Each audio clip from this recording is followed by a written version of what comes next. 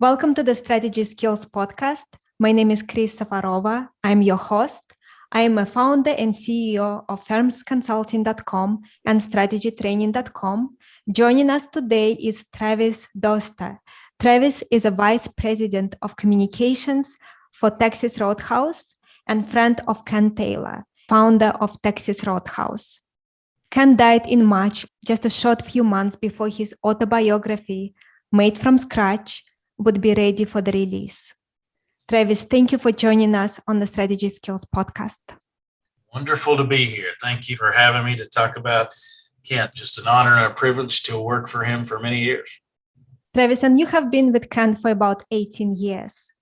That's correct. Yeah, 16 at Texas Roadhouse, and then I was a consultant that worked with him for a number of years outside. So as we would say at Texas Roadhouse, it's been a legendary ride. So you are an amazing person to have this discussion. Could we start with Kent's story? Absolutely. And I think his story is one that should resonate with anybody who has dreams. You know, Kent was just a normal teenager, and growing up, he said he had an idyllic life living in Louisville, Kentucky.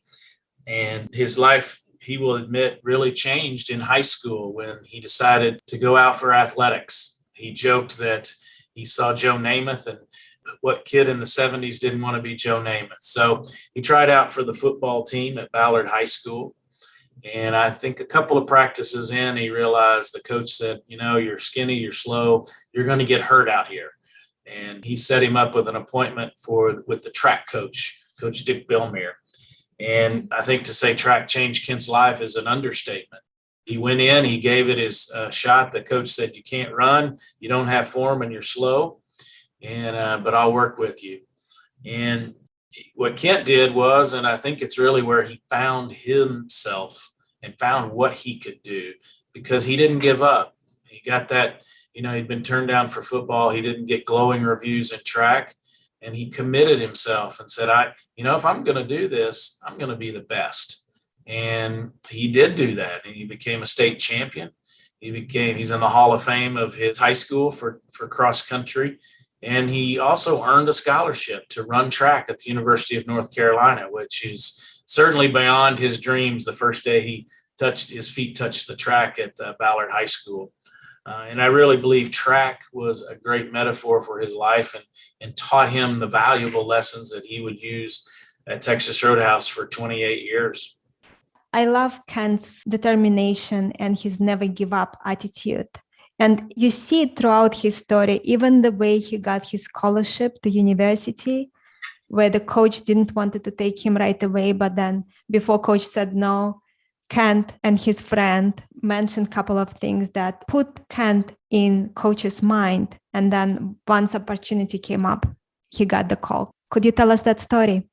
Kent always through his life, and I think it's great for any person working and anybody who wants to be a leader, would attach himself to those that were better than him and that he could learn from and faster than him. And so he trained one summer because he certainly wasn't on anybody's radar, but then he became that champion. And a friend of his visited the University of North Carolina. They offered him a scholarship. Kent hadn't run for that many years at this point, but when you said persistence, if you told Kent no, the odds are that you just basically, he heard yes, I just need to wear you down. And that's essentially what he did with the coach. He didn't take, sorry, I don't have scholarships for an answer, and just walked away. He kept his name there. He kept talking with his friend. And then he relays the story that when he got that phone call from the track coach offering him that scholarship, it just changed his life. I think it validated everything that he'd put the hard work in, running the hills, running twice and 3 times as hard as anybody else. I think that was his first true payoff that said hard work, resiliency, and never quit. That was his reward. And he would use that for the rest of his career. Absolutely. Kent was also rejected more than 80 times as he pitched the idea for Texas Roadhouse. And 3 of his 5 locations closed down early on. And in the book, Kent shares that rejection became a game for him. He kept on a score, and rejection just became a number. Could you expand on how Kent approached rejection? And what do you believe were the key business lessons Kent learned during those initial tough days of starting Texas Roadhouse? Most people, they may not have the confidence that their idea is that good, maybe to begin with. And so when somebody says no, it's almost validation of, yeah, you're not that good. Kent, I think through his track career had already shown, you know what, don't put me in this box. You don't know what I'm capable of, and I'm capable of more even than I know I can do. And, he really only had two choices, I think. It's like, okay, give up and go work for somebody else and let his dream die, or make it a game. And, he joked often that he was used to being turned down because he would ask girls at dances and they'd say no. Mm-hmm. But he had to make it a game because I think he felt like he had no choice. But he also, what maybe he wouldn't always say, is that he would always learn from that rejection.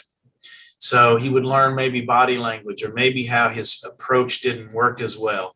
He just didn't take their no. He took their advice. Maybe it was subtle advice, and he worked at every single pitch to get better and better. And so knew, I think it was a numbers game, that it's going to take a while to find that perfect fit, which thankfully he finally did find that perfect fit with the 3 doctors in town. Although he did chase down a number of famous folks to try to get them to invest. And it made great stories of him chasing Ross Perot around, or Garth Brooks, or Larry Bird. Mm-hmm. That persistence, I can tell you, working for him, if he would ask somebody and say, hey, can we do this?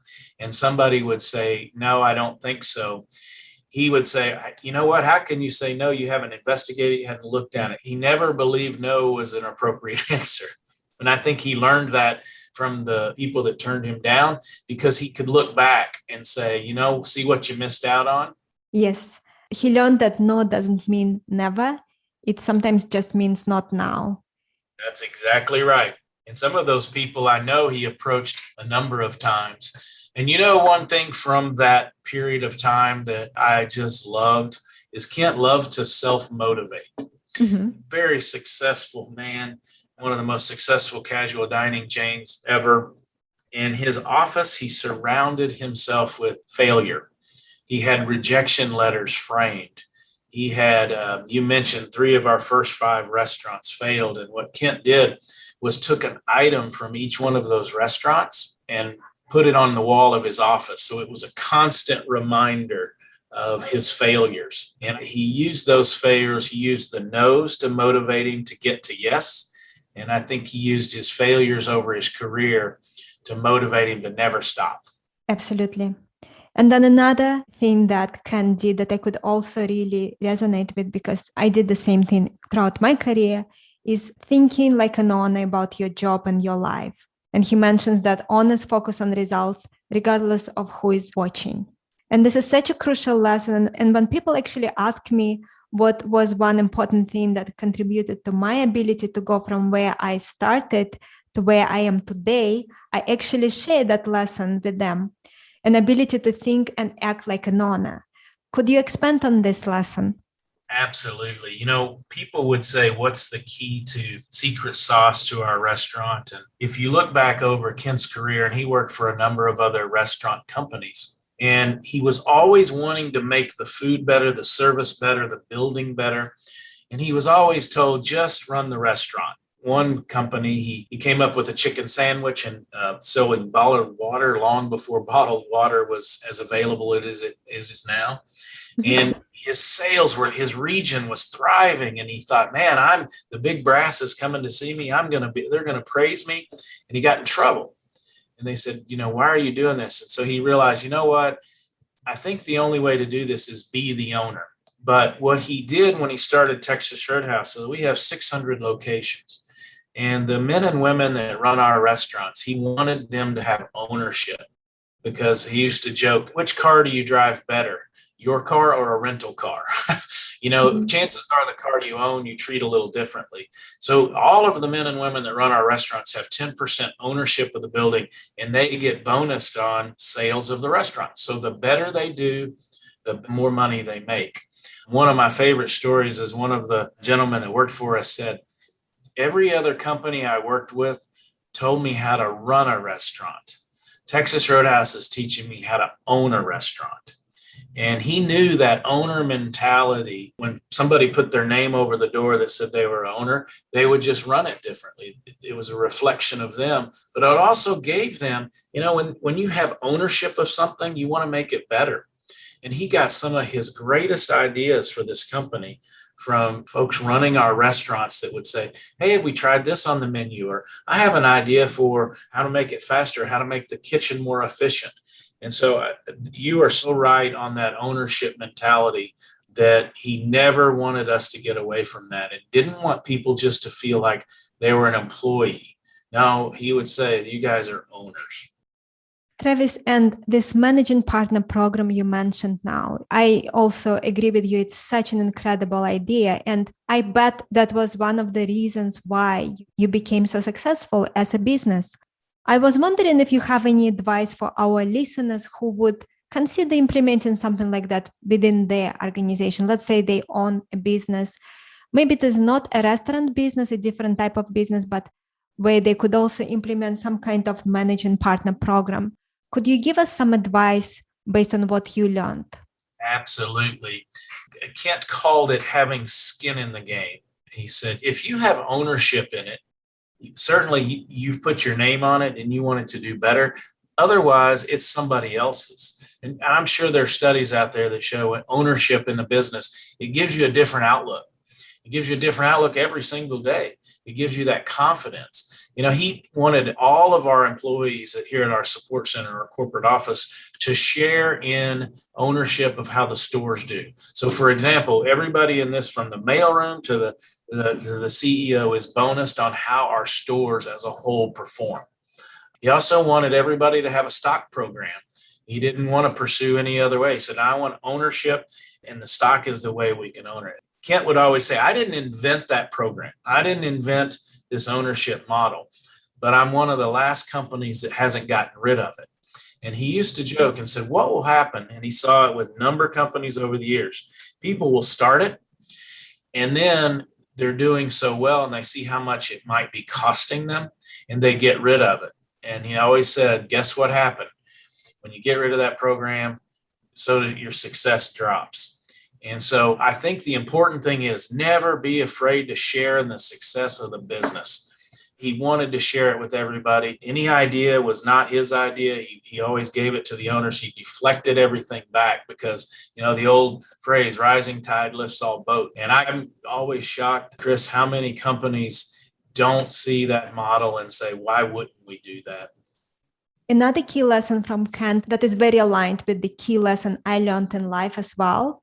If you work really hard, you will eventually get where you want to go and be somewhat luckier than others think you would have been. Could you expand on that? Kent proved from day one till he passed away, he was not afraid of hard work.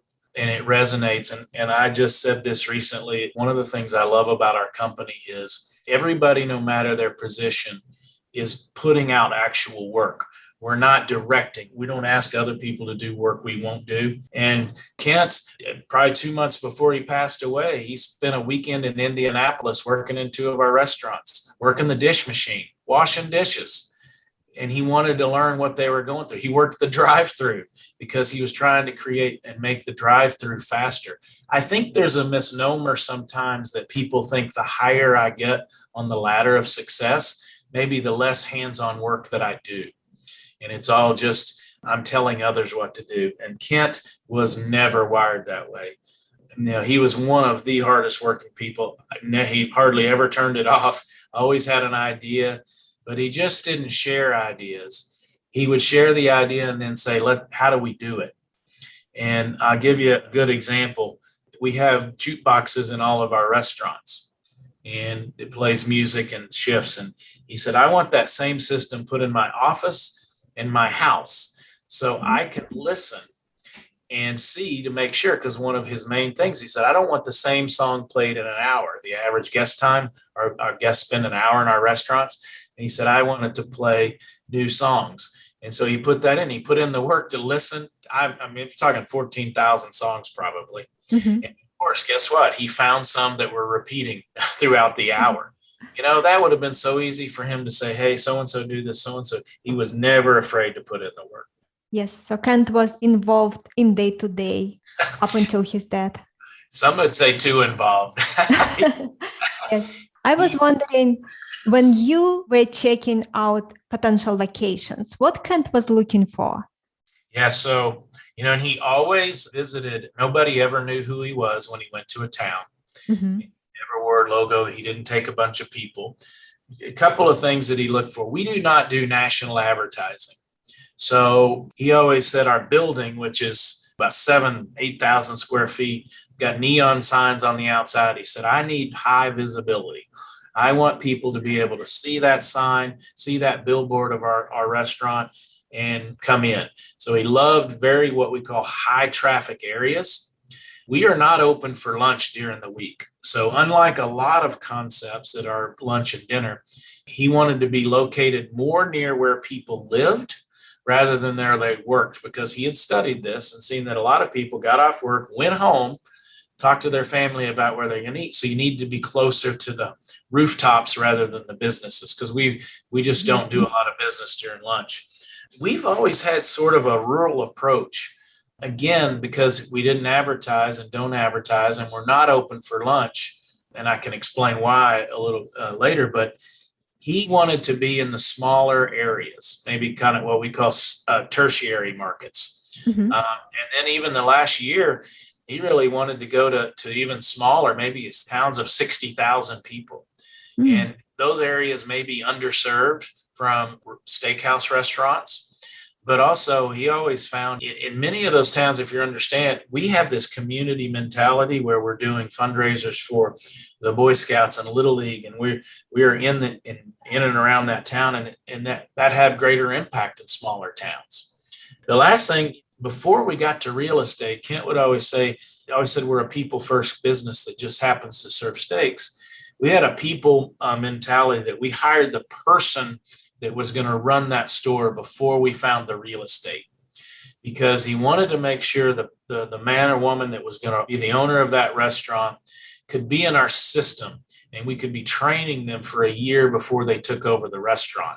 He used to make the analogy, you don't buy a brand new car and give it to a 16-year-old without making sure they can drive the car. And so find the person and then go find the dirt, is what he would say. And I can tell you one of my favorite stories.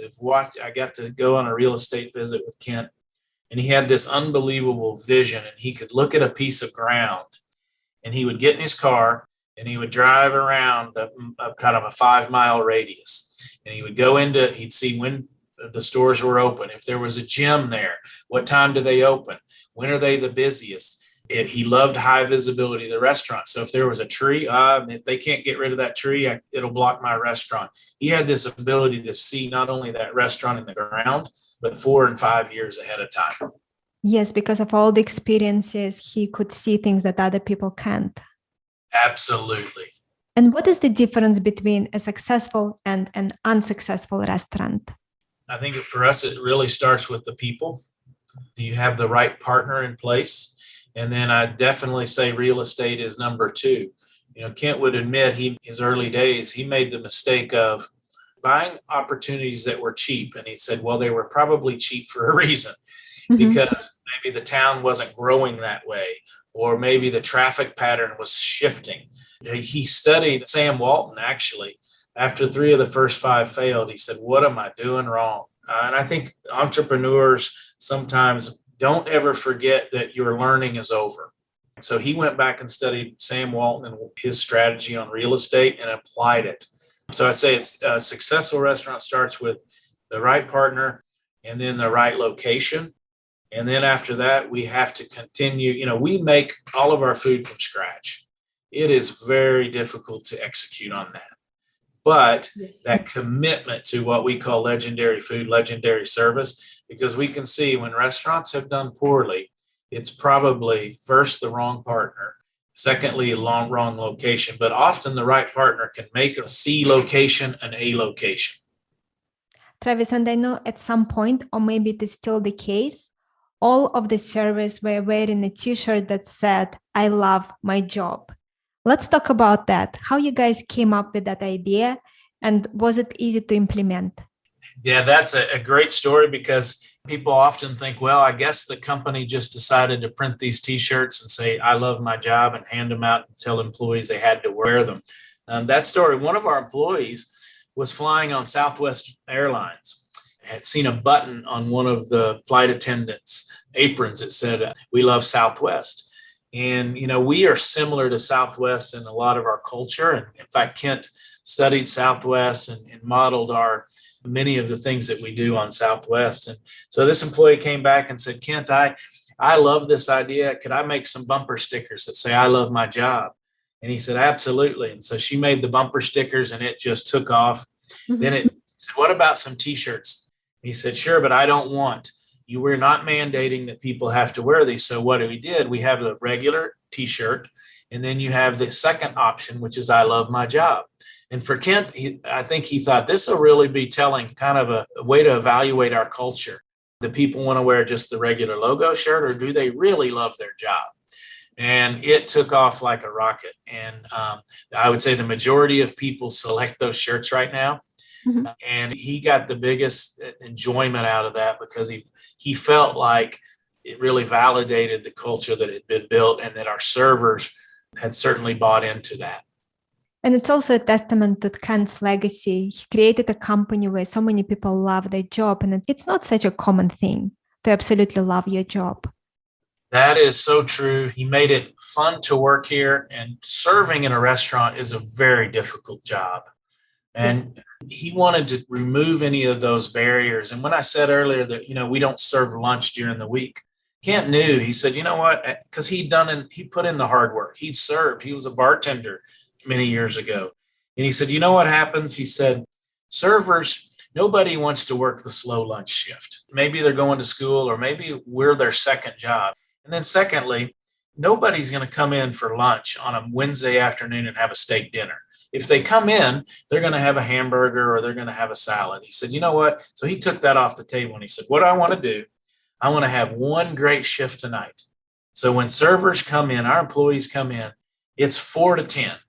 And we're going to have fun in this job. We're going to turn up the music. So the music, we're going to line dance. We're going to create energy and enthusiasm. We're going to wear jeans. Back when we started Texas Roadhouse, that was a lot of concepts were going towards khaki pants and long sleeve shirts and ties.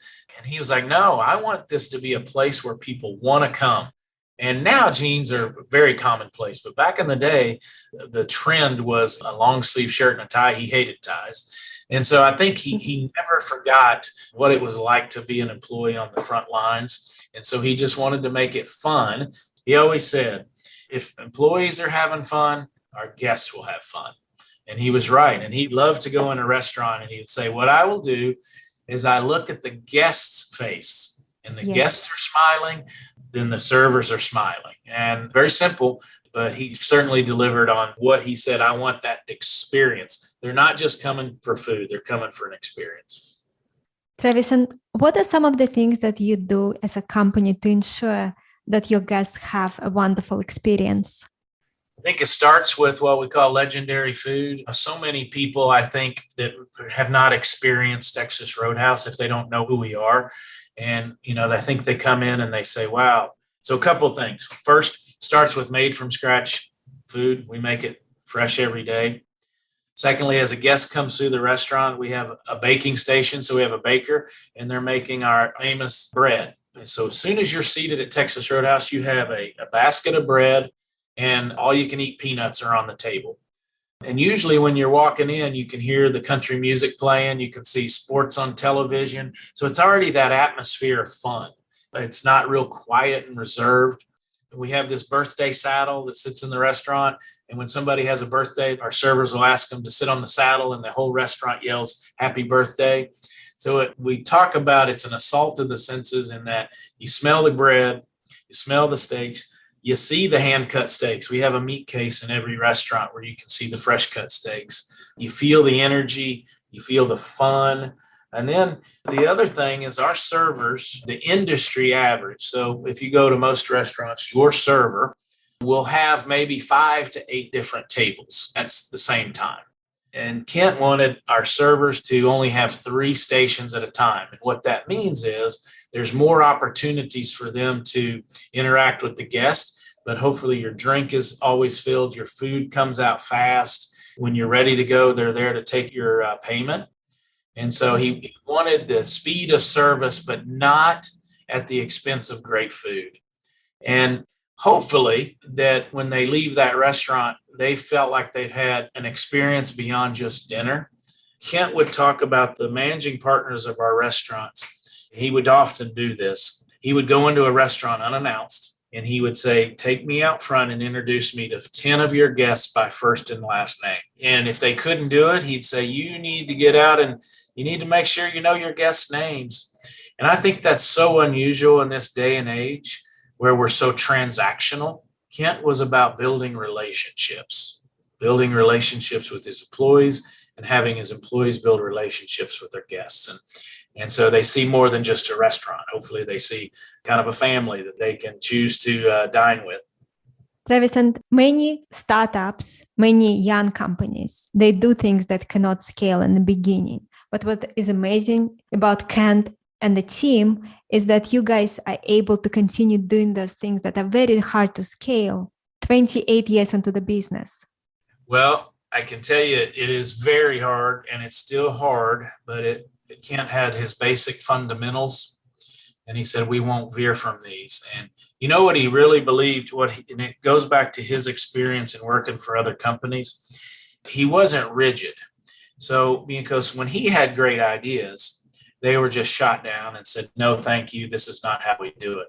So he created this system. First, it's the ownership model. But secondly, he said he gave the managing partners a lot of leeway in some of the things that they could do at their restaurant. For example, how they decorated the restaurant, how they landscaped the restaurant. He always said, you can't touch the food, the menu. Sorry, that's how this worked. And so he gave them freedom, but then that gave them, they knew the rules and the guardrails that they had to follow. But he was fanatical about making sure we were consistent. Early on, he franchised because he needed to grow. But as soon as the company started being more successful, he bought those back because he knew consistency would be key. And somebody say, well, I've eaten at Texas Roadhouse in Florida and it's not that great. But I think that also goes back to that managing partner model, because when they had the ownership, they didn't want to let Kent down, but they controlled their paycheck. I can tell you over the years, as we have gotten larger, that always becomes more difficult. That becomes difficult going international.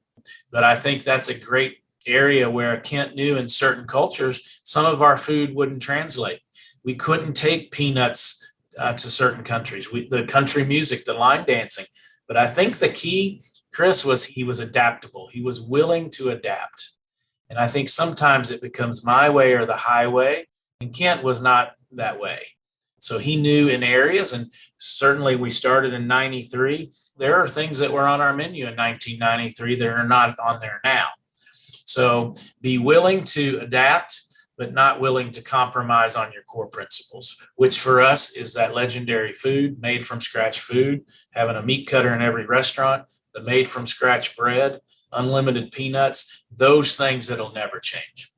Travis, country music is important to you. What is Proud to Be Loud campaign? So Kent always had a reason behind everything. And we play country music in our restaurants, and he liked to turn it up. He was pretty adamant about that. And his reason why was, and once people heard the whys, they'd go, okay. So one thing was for the servers. He felt it created that energy. He didn't just want any country music. It had to be upbeat. And he always felt like it just kept them motivated and it was fun.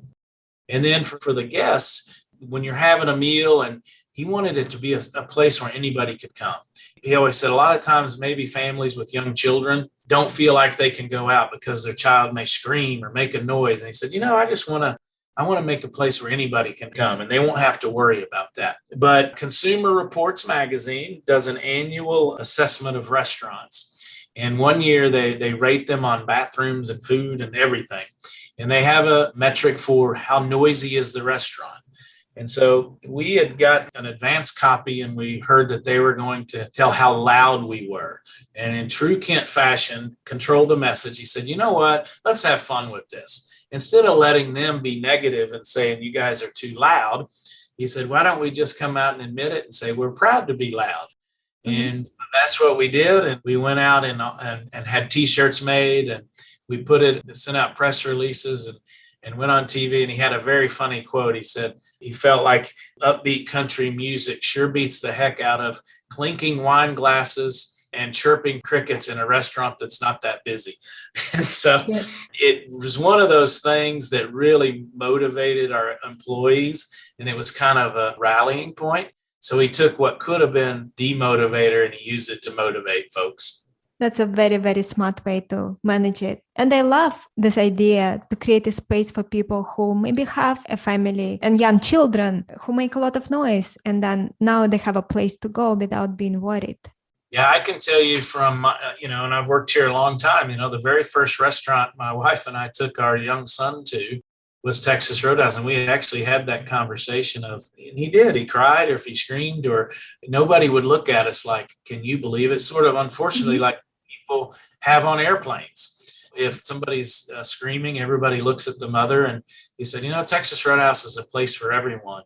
And that's the other thing with, I think, families. And when somebody sits and kids, man, they're hungry. They're ready to eat.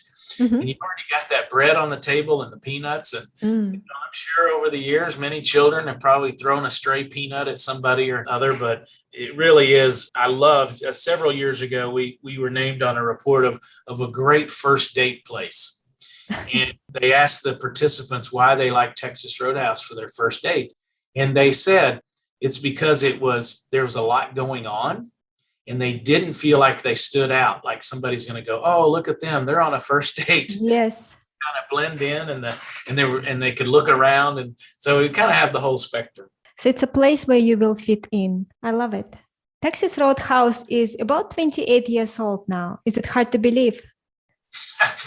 It's very hard to believe, but I can tell you, we don't act like we're 28. I think sometimes we act like we're still this startup that's going to fail if we're not all giving our best. And your menus are very similar. You still make your food from scratch. You still do free peanuts, free bread. But how did you see company evolved over these 28 years? Well, I think probably the biggest evolution for us was we went from franchising early on and then realized, you know what, we can do this in a different way and do it in the managing partner model. And I think that was probably the biggest change, because, our menu, Kent would say in 1993, our biggest seller was the 6-ounce sirloin. And I can tell you in 2021, our number one seller is the 6-ounce sirloin. Our menu has stayed really, really consistent. But I'd say the managing partner model would be first, owning the company restaurants instead of franchising.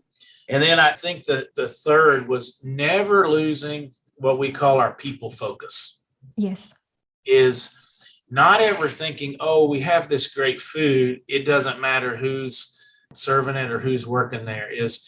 We talk about, I mentioned the quote, we're just a people first company that just happens to serve steaks. And I think sometimes it's easy for a company to believe their own press and then start saying, we've got this figured out. But as Kent would say, never let your foot off the pedal. Kent used to do 6 weeks fall tour every year. Could you tell us more about this and how our listeners can implement something like this? Absolutely. And we still do it. This will be the first year without Kent, but we are going to still. And so fall tour is really a listening tour. Kent always believed the further away you got from the front line, the more diluted the message was. And so he would set aside 6 weeks every year in the fall and would go visit different cities. And the goal was to meet with every managing partner of every restaurant and to just listen, hear what's on their mind. What are we doing? What can we make better? What are your struggles? And so the managing partners, first of all, couldn't believe that they had the opportunity every year to be in front of the founder. And really, if they had complaints, lay them out there. And Kent would often, somebody would ask a question, having trouble getting restaurant supplies in my restaurant. He'd pick up the phone and he would call the person in charge of restaurant supplies and saying, I'm sitting here in Arizona and they can't get their product. How are we going to get this fixed in 24 hours? And so it's phenomenal for those working in the restaurants to know they have a voice and to know that our ultimate job is to support them. He enjoyed doing it because he would learn something, first of all, but think about it this way. He would often learn if some other people, maybe at our corporate office, weren't doing their job correctly. And he could correct that as well. But I think a lot of companies maybe think that their folks want to hear them talking to them. And Kent always realized they really just want to talk to me and they want leadership to listen to them. Kent prided himself on being an outside-the-box thinker. What do you think was the most off-the-wall strategy he tried at Texas Roadhouse that turned out to be very successful? Well, I would say the most out of the box, and it may have been because he didn't have the money, but early on he decided I'm not going to do advertising. A, because he didn't think he could afford it, but he tells a really great story in the book that this was pre-Texas Roadhouse, but it was his first restaurant concept called Aspen Creek.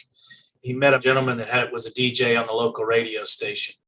And so he worked out a deal that said, if you'll talk about me and talk about Aspen Creek, and if you'll come into the restaurant and dine with us, I'll give you free food. And I think he learned the power of that, what we call that third party endorsement. Secondly, about getting out into the community and then making relationships. And we still to this day, every store has what's called a local store marketer. And that person's job is to be in the community, planning fundraisers, taking free food to churches, to little leagues, to schools. We run a reading program in different schools, and you finish 5 books a month and you get a free kids coin to come in and dine at restaurants. So I think he learned, maybe out of necessity, to have that local store approach and not a national. He used to say, we're not a national chain. We're just a group of independent restaurants in different cities. And even over the years, in the last 5 or 6 years, people would say, oh, you guys should advertise. And he'd say, I put my advertising dollars in free bread and free peanuts. He said, that's the best advertising I could do. So I'd say his most out of the box would be that local store marketing approach that we still do to this day. Travis, why do you think Ken decided to write this book? I talked to him for probably 5 or 6 years and said, Kent, I think you should write a book. You got such a great story. I think it could resonate with people. And initially he'd say, I don't have time. I don't want to do it. I don't have time. And then finally, a lot of the people that helped him become successful and that motivated him were getting older. Mm-hmm. And I think he had 2 purposes for this book. First, to, in a way, document what they had done for him and thank them for their role in his success, whether that was his high school coach or his John Y. Brown, who helped him along the way, his parents. But then the second part was to lay the playbook, if you will, or our playbook going forward, to show people that don't have the opportunity to meet him or work for him, is to leave that legacy of here's how we did it. And, with Roadhouse, we haven't changed really those fundamentals in 28 years. And I hope that our employees will read it and say, this will get us to the next 28 years and beyond. And it's really hard to read, I'll be honest, for me, because he wrote this book. He's not somebody to say, hey, I'm going to outsource it and put my name on it. And it's not an egocentric book. And it's hard for me to read now that we don't have him anymore, because his voice comes alive through this book. But I've heard from so many of our employees that say, I'm so glad he wrote it. Now I know. Now I've got this playbook. Now I know what to do. If I have a question, I can read Kent's book. And in some ways, he'll kind of tell me what to do because I'll learn it through his lessons. Yes. As I was reading the book, I also could feel that it was written by Kent. It wasn't written by someone else, as is the case with many books. So I would highly encourage our listeners to read this book. It's a very rare autobiography written by the founder, by someone incredibly capable, incredibly successful, and self-made. Travis, Made from Scratch is full of lessons and leadership that Kent gleaned over the course of his life. And we spoke about some of them today, but are there any other lessons that stand out for you that you would like to mention? Absolutely. One of my best is when Kent talked about, you want to get the respect of your people, then roll up your sleeves and do the most menial tasks. Mm-hmm. I love that one that I employ today. I work alongside them. They don't work for me. He talked about being the best leaders, are down to earth. They're also the most positive person in the room. And I loved that about Kent. When he could walk in a room, he had that smile on his face and he lifted up the room. And then also I'd say two more, that he never stopped learning. And I see that in so many people that are trying to come up in their career. They kind of feel like they've arrived. And he probably read 12 to 15 books a year, leadership books. And he would take ideas from it. He'd highlight them. He'd send that book to somebody else. And then the thing, and I actually have on my desk that somebody wrote out for me, I'd say the biggest takeaway for me is that Kent always knew that I could do more, or whoever he was talking to, they could do more than they realized. And so he always pushed people to be their better self. And I think that as a leader, there's thousands of people that accomplish more than they ever thought they could accomplish. But it was Kent kind of channeling that persistence that he had and that relentlessness.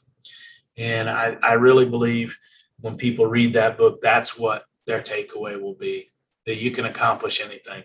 I love it. And often it doesn't have to be 100% belief, just some part of you need to believe it. So you have enough motivation to keep going and not give up.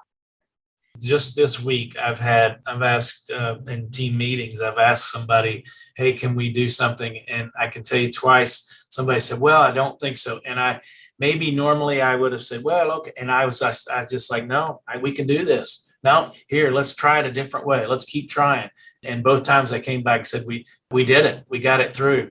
And so, it's just that. And so what's happened to both of those folks, they were so excited to come back and say, we did it. We got it made. We got it done. And I think even if Kent was here, I may not have had that same attitude. He has left this lasting kind of leadership principles with all of us. And, our current CEO says, Kent always used to say, we've started this dance of Texas Roadhouse. Let's keep it going. And we've all kind of adopted that a little bit of like, let's keep this dance going. Yes. Travis, is there anything in the book that gave you a new perspective on Kent and his vision for Texas Roadhouse? Not really his vision of Texas Roadhouse. I can tell you what I knew a little bit, but reading, he would talk about his failures and how it impacted his life and, being down to his last $2. But reading his story, and I just have such a greater respect for the struggles that he went through. It's easy to take it for granted, but reading, when the bank teller hands him a note and says, you don't have enough money in this account to cover this check. And to hear when he's, having to borrow money out of his kid's piggy bank and live in his parents' basements twice, being a single dad with these two young girls, it just gave me a greater appreciation for how his story ended with Texas Roadhouse, because most people, I think they would have just said, I can't do it. I give up. I'll just go get a regular job. I tried a couple of times, but just seeing that kind of that pain pour out in those pages was sad, but also very motivating. Travis, could you also share with us how the company was able to pivot during the pandemic? What was the biggest lessons you learned, and what could you share with our listeners about the experience you had pivoting? And so many of us that are here today were not around 28 years ago when he started the company and he faced crisis situations, 3 of the first 5 restaurants failing, bankers coming to you. And so in many ways, it was such a blessing. We might not have thought it at the time, but watching Kent in that element, when you got to realize, we are 100 at the time, we were pretty much 100% dine-in our restaurants. Yes. And we're hearing, okay, your restaurants are all going to be shut down. And watching Kent process that information and then figure out what to do. I can tell you, and I'm not afraid to admit, I was in that room and I was wrong, as many of us were, on so many things, and could see 2 and 3 steps. Because when he's saying, "Look, I think they're going to shut all the rest. I think they're going to shut the country down." You had to, that's not what we're hearing. I don't know. And he immediately, when he said they're not only going to shut the restaurants down, he said, "I think we're going to go to masks. I think we're going to follow." And so what he had done over the years, he had studied Taiwan and some of these other countries, and he was able to see ahead. And so we started buying thermometers. He started buying masks. He said, "There's going to be a shortage of masks and sanitizer." And so his ability to see quickly. And then also he had a group that he called his crazies. And it was those restaurant operators that were a little off kilter, like Kent was when it came to rules, and they could figure things out. And he'd have calls with them and say, "What are you doing? What's out there?" And, you had restaurants selling toilet paper because there was a shortage. You had restaurants selling little hamburgers for $5 by the side of the road. And he was able to take in all those ideas and then share them with everybody else. I'd say the last most important thing, he did not panic. And as a leader, and he said that first week, he said he gave a goal, and his whole life was about setting goals. He said, "We're going to do 40,000 a week per restaurant." And we'd switch to go only model, which he figured that out. And everybody was like, "There's no way we can get to $40,000 a week per store." And guess what? We did, the first week was 25, but, he set a high goal. I think 2 or 3 weeks later, we hit 40, then we hit 50, we hit 60. So, so many times, and I'm guilty of it, we're all guilty of it, we get overwhelmed with it, and I think we get a little paralyzed by the what's coming in. And we take the safe road. And an entrepreneur is not wired that way. An entrepreneur is a risk taker, or they wouldn't be entrepreneurs. And so he never took the safe route, but then he took action. And that's how we got through it. His not panicking, his vision, his leadership, and his action, and then rewarding people and, getting on calls and thanking those that had done great work. It's, back to the power of a t-shirt, just a quick thank. He wrote hundreds and hundreds of thank you notes to people and sent them out and said, "Thanks for what you're doing." Travis, and are there any changes that you have made during the pandemic that you would like to remain permanent? Absolutely. Some of probably the most obvious ones are we had to totally change our mobile app because now people couldn't come into the store. Primarily, people were ordering. If they ordered to go from our restaurant, they would call the restaurant, they would answer, and they would just walk on, "What can I get you?" So, and Kent, he was pushing that we need a mobile app where people can order their food, they can show up, and we can deliver it to their car. The second one, I think it's kind of funny. At the time, all the news on TV was negative. And he said, "I don't want to show any negativity." Even sports was negative. And there weren't live sports on TV. So he changed all the TVs in our restaurants, and now they're music videos because he said it's more fun, it's more upbeat. And then the final thing, to go, before the pandemic, to go was probably 2% of our business. It's about 20% now. And we think that's here to stay in a form. And we'd always believed that our food maybe didn't travel as well and people didn't want to order steaks to take home and eat. And we certainly learned during COVID that that's not the case. Is there anything Texas Roadhouse is doing to celebrate Kent's legacy that you want people to know about? Yeah, absolutely. When Kent passed away, we were still in lockdowns in part of the country and we weren't able to have large gatherings. And so we did certain things via Zoom, a celebration of his life. But September 27th was Kent's birthday, and we dedicated that as Founders Day, not just this year, but going forward. And so this year we unveiled our new museum, which is a really beautiful museum that just tells the journey of Texas Roadhouse. And it was actually Kent's vision. He had laid all this out before he passed away. So we wanted to fulfill that. And then also we commissioned a statue out front. And in true Kent fashion, it's not just your normal statue. It's a picture that he had for years of him in a pair of jeans and sandals and a cowboy hat, and he's got a cigar and a Budweiser beer. It's him, very relaxed. And we were fortunate to have his family and his grandchildren on hand, and they were able to unveil the statue. And one of his grandchildren hugged his leg when she recognized it was her grandfather. But going forward, we were also offering our stores some options that they can put up in the restaurant. There's a plaque, and some have dedicated an entire table to Kent, and it's called Kent's Corner, which is really neat. And then going forward, Founders Day will really be about us celebrating not only the man who was our founder and our friend, but also, his legacy and what it means. And so we don't lose all those guiding principles that he left us in the book. And the book becomes so instrumental now in keeping Kent's beliefs and values alive going forward. Absolutely. I just had a meeting this week, and it's going to go in our new hire packet. So anybody that comes on board Texas Roadhouse in our support center here at corporate office or in our management, they will get a copy of that book along with a letter telling, please read this, and here's why it's important. So I really think it's going to pay going forward for many years. And hopefully they will even read it before they join. I hope so.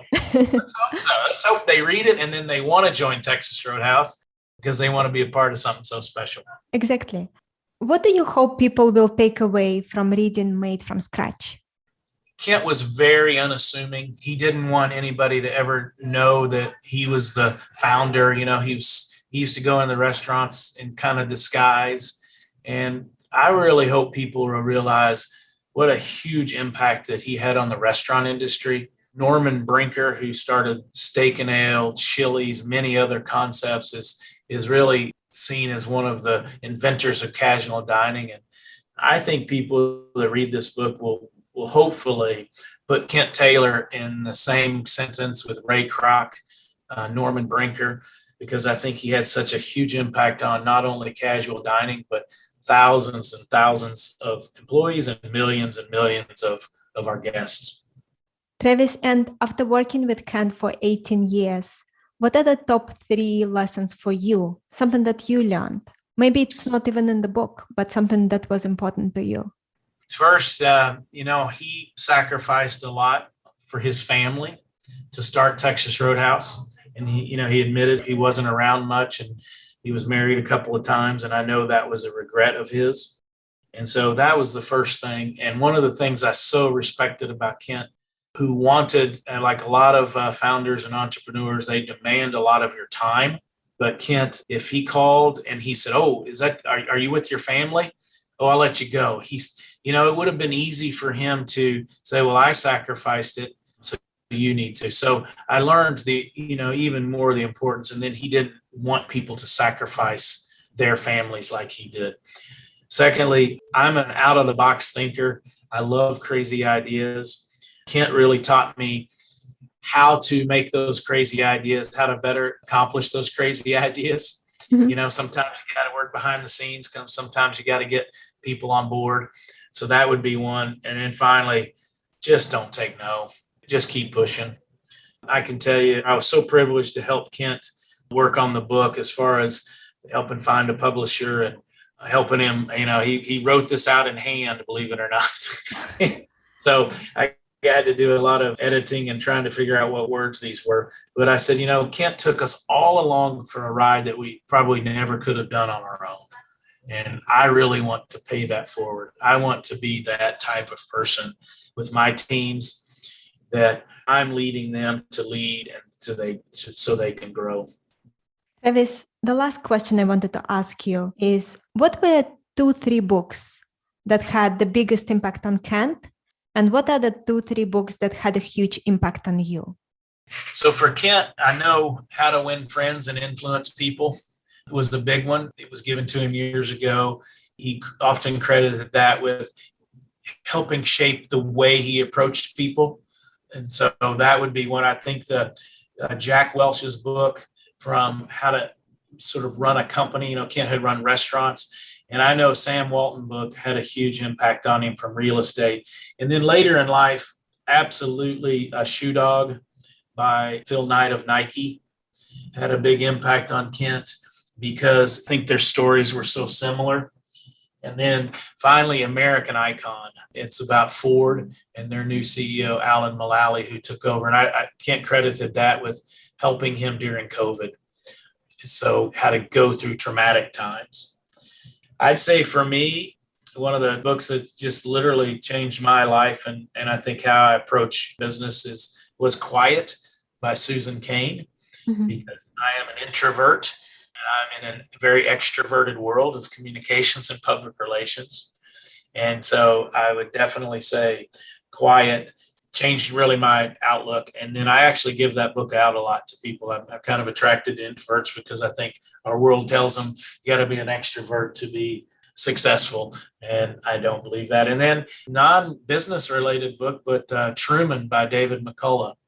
I'm from a small town in Arkansas, and it really motivated me to see what Harry S. Truman did coming from a small town in Kansas City. And he lived by his principles and integrity, and he was straightforward and honest with people, and he went farther than he ever could have dreamed. And so I really feel that same way. Well, Travis, let people know where can they learn more about Kent, the book, anything that you want to mention. Please feel free to do so. Absolutely. Made from Scratch is the title of the book. You can buy it on bookstores everywhere, Amazon. It's in hardback. It's also, there's an audio version. So you can learn more about Kent there. And I'd be remiss as from Kent Taylor, because Kent Taylor would say also drop in a Texas Roadhouse and you can see what the true magic of what he created. And then also on our website, texasroadhouse.com, you can learn a little bit more about Kent and this great company that he created. Travis, thanks again for joining me today on the Strategy Skills podcast. Really appreciate it. Thank you, Chris. It's an enjoyable time talking about my friend and our founder, Kent Taylor. Well, thanks everyone again for tuning in. My guest again has been Travis Doster. Make sure to check out Kent Taylor's autobiography. It's called Made from Scratch. And I will see you next time.